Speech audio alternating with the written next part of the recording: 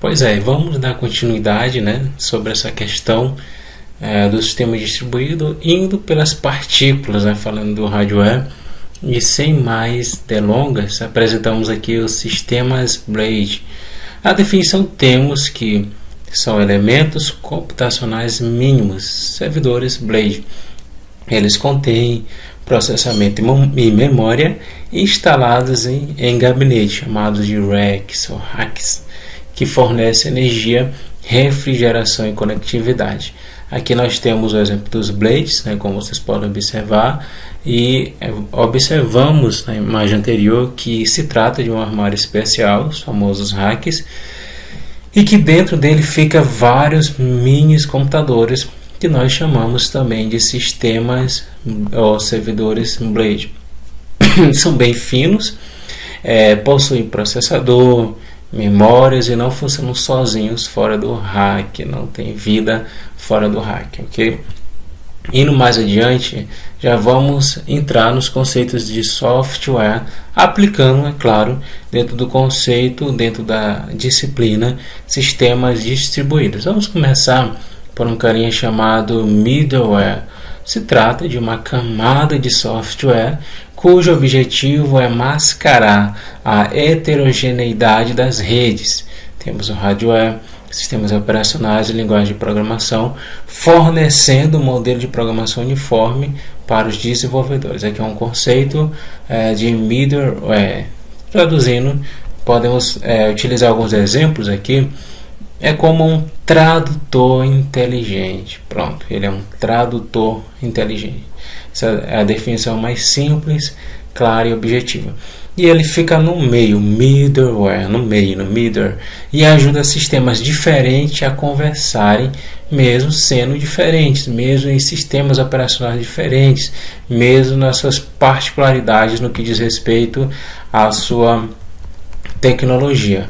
Aqui é um exemplo só para entendimento. Temos várias pessoas falando na sua língua. Alguém fala hello na língua inglesa, outro fala bonjour no francês, o salut, o salut.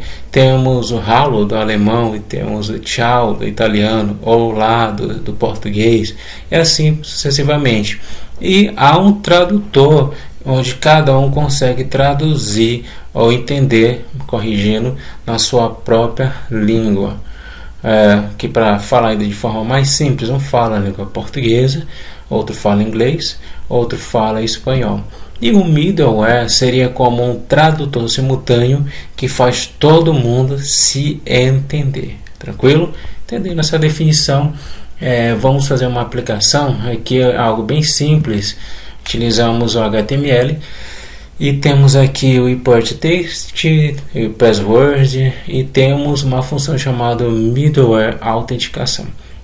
Observamos nesse exemplo bem simples que a menos que eu coloque o usuário Daniel e assim 1, 2, 3, 4, não vai entrar no sistema, não vai entrar na próxima aba do sistema.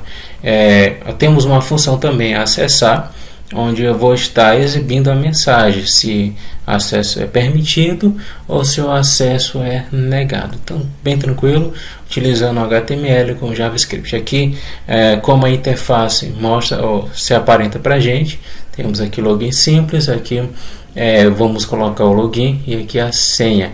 E ao entrar, o acesso é negado, porque certamente não está dentro do middleware, não está essa senha, esse usuário e senha pré-configurado. Mas se eu colocar o usuário Daniel e assim 1, 2, 3, 4, vamos entrar e vai ter o acesso permitido, ok? Um exemplo bem tranquilo. E já vamos falar sobre processos e threads, né? A definição que temos aqui é um processo, é uma unidade de gerenciamento de recursos, consistindo em um ambiente de execução, espaço de endereçamento, interface de comunicação e uma ou mais threads. Uma thread é a abstração de uma atividade ou fluxo de execução dentro de um processo. Vamos ver um exemplo para a gente entender que nós observamos aqui. Temos alguém dentro de uma lanchonete, temos atendentes e vamos tentar absorver o que isso tem a ver com o processo, o que isso tem a ver com threads?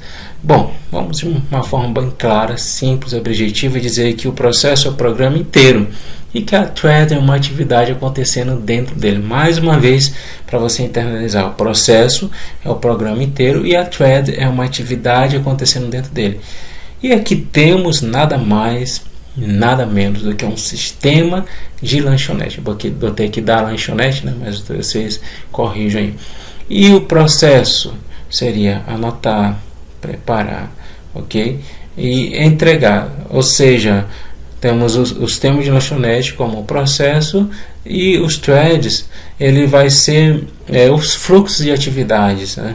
Cada pessoa ali tem uma função, uma vai anotar o pedido, outra vai preparar e outra vai fazer a entrega para o cliente. Eles são exemplos de thread, ok? Colocamos também um sisteminha bem simples, pegamos carona um pouco da programação web, só para falar um pouco sobre a simulação de processos de threads. Quando eu clico no botão iniciar, o processo, qual é o processo? Sistema da lanchonete iniciado. Ele vai ter thread 1, alguém vai anotar o pedido, depois o thread 2, alguém vai preparar o lanche, e a thread 3, alguém vai entregar o pedido ao cliente. Se você quiser saber como é que funciona por trás das cortinas esse código, vamos observar a priori uma função mostrar a mensagem, a segunda função anotar pedido, a terceira função preparar lanche. Mostrar a mensagem, eu vou ter que vai ter a mensagem a ser exibida anotando o pedido do cliente e a mensagem a ser exibida preparar o lanche. Então aqui são os threads, são as etapas dentro de um processo maior. Lembra também a questão de sistemas operacionais, também falo porque tudo está relacionado com o sistema distribuído. O gerenciamento do sistema operacional está relacionado também como que se estrutura as camadas de softwares, como é que se estrutura todo desenrolar isso tudo. A gente está indo um pouquinho mais detalhado para perceber o que acontece por trás de tudo isso, né? Mas vamos continuar falando das funções. Temos a função entregar pedido, que é um exemplo de thread 3. Temos a função iniciar o sistema, que fala do processo em si. O processo se trata do sistema da lanchonete iniciado. E aqui esse set timeout, que vai ter um tempo, né, para se executar. Cada thread tem o seu tempo, cada thread tem o seu momento de execução. E é claro que por trás de tudo isso, a gente não observa o thread, a gente observa o processo em si. A gente vê uma lanchonete funcionando, mas a gente não entra na cozinha para saber o que cada thread faz e que isso trabalha em um conjunto para que o processo seja executado. Indo um pouquinho mais, dentro dessa questão de software se destaca a arquitetura cliente-servidor, onde os servidores são processos que gerenciam recursos e oferecem serviços, enquanto os clientes são processos que fazem requisições. E o que o mesmo processo pode atuar em ambos os papéis em diferentes momentos. Como a gente já observa que é isso que acontece na prática. Quem é servidor, como temos aqui o servidor, ele pode ter uma requisição de um cliente. Mas se de repente eu precisar de uma requisição do meu cliente, ele passa a ser servidor e eu viro cliente. E isso acontece em rápidos segundos e constantemente dentro de um sistema distribuído. Aqui um exemplo um pouquinho mais completo. Nós temos simplesmente um switch, vai ter aqui um firewall, aqui a internet, aqui temos um dispositivo como um iPhone, um laptop, um smartphone que está conectado através desse access point, que também vai ter que passar pelo firewall. Temos um workstation, que é um computador um pouquinho mais robusto, com uma configuração melhor, que vai também passar pelo firewall, ter acesso à internet ou não. E temos aqui uma pequena LAN. Isso tudo para exemplificar que quem é servidor pode ser cliente e quem é cliente pode ser servidor. E isso é um exemplo bem simples. Eu vou estar baixando um aplicativo da internet. Então o servidor está lá no Google. A imagem do Google está trazendo para mim que eu sou um cliente. Mas se de repente eu enviar essa mensagem, uma imagem para um outro iPhone que esteja aqui do meu lado, ele passa a ter requisição de mim, que passa a virar um servidor e ele passa a se tornar um cliente. Indo um pouquinho mais além, Temos a questão dos serviços, que são nada mais do que partes distintas e o sistema que gerenciam um conjunto de recursos relacionados e apresentam sua funcionalidade por meio de operações bem definidas, serviços de arquivos, serviços de nomes, onde temos que o serviço é uma função específica dentro do sistema e que cada serviço faz só o que sabe fazer. E juntos eles fazem tudo funcionar. Temos aqui o serviço DNS, muito conhecido na rede de computador, que transforma nomes em endereços. Exemplo, se eu digito google.com, ele descobre um IP quente, um IP público com 42.250 e assim sucessivamente. Temos o serviço de arquivos, que guarda e entrega arquivos. Aqui temos o exemplo do OneDrive, é um serviço de arquivos. Aparentemente ele está em nuvem, mas toda nuvem tem uma parte física, tem um hardware, ou seja, o software e o hardware eles vão estar em constante comunicação com o servidor de e-mail, que substituiu aquela questão do carteiro de enviar mensagens através de cartas, isso é uma demora. Então o servidor de e-mail ele é uma tecnologia que veio de algo que já existia e que também está por trás um software e um hardware. Software porque nós vamos simplesmente através da web, através de um e-mail, estar enviando um e-mail e esse e-mail vai estar dentro de um servidor em algum lugar do mundo. Esse servidor também é a parte do hardware.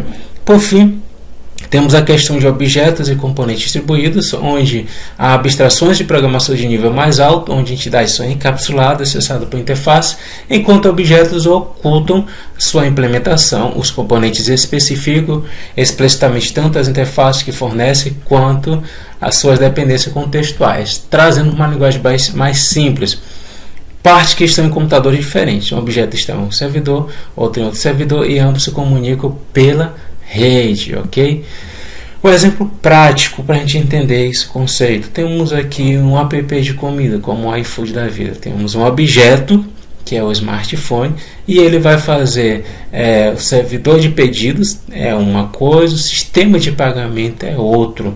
Tudo trabalha em conjunto, tudo separado, mas funcionam juntos.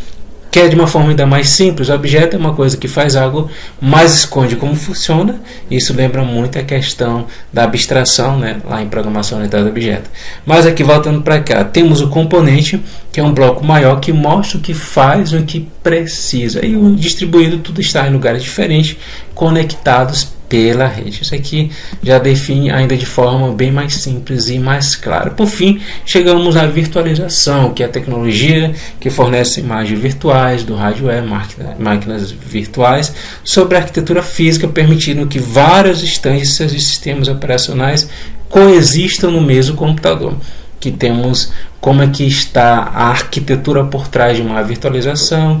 Temos aqui a ideia de hipervisor do hardware, que vai se conectar com app/OS, né, sistemas operacionais. Aqui temos do ponto de vista do bare metal e do hosted, ok? Indo mais além, vemos um exemplo prático da virtualização, o famoso VirtualBox, né, que vai permitir virtualizar. Eu tenho um espaço físico, por exemplo, de 4 GB, e a partir daí eu vou segmentar uma parte da parte física e vai estar virtualizada para eu trabalhar, por exemplo, com outro sistema operacional dentro de um sistema operacional já existente. Ok? Continuando, temos o soft state, que é um termo usado para descrever dados que não precisam ser mantidos de forma persistente e podem ser descartados após um período de tempo, se não forem renovados, facilitando a tolerância a falhas em sistemas voláteis. Aqui é uma definição do livro, mas eu posso classificar que são dados efêmeros, porque são dados temporários, podem ser apagados sem problemas e ajuda o sistema a ser mais rápido e persistente e resistente. Como é que isso funciona na prática? Temos o TTL, o Time to Live, e que é usado em navegador. Temos também a questão do proxy, que no próprio navegador eu posso estar trabalhando até a questão de filtragem de algumas coisas que vão entrar, que vão sair. E temos o CDN, que já vimos em aulas anteriores, que é uma réplica de um servidor para que o tempo de acesso a ele seja bem mais rápido. Se perder o cache, não tem problema, ele baixa de novo. Isso aqui é um exemplo prático desse conceito. E aqui, pessoal, vamos estar finalizando a segunda parte, agora aplicando o software. O que está por trás da grande questão chamada de sistemas distribuídos. Espero que vocês tenham gostado. Até a próxima aula.